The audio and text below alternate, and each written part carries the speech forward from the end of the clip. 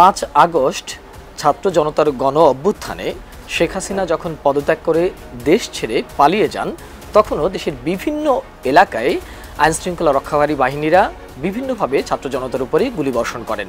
এরকম একটি ঘটনা ঘটে রাজশাহীতে।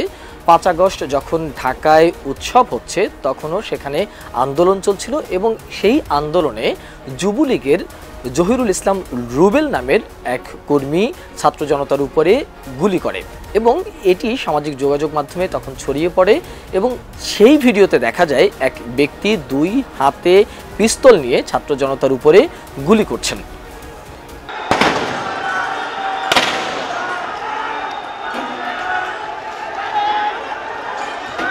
এবং তারপর থেকেই সেই ঘটনা নিয়ে সামাজিক যোগাযোগ মাধ্যমে ব্যাপক আলোচনা শুরু হয়।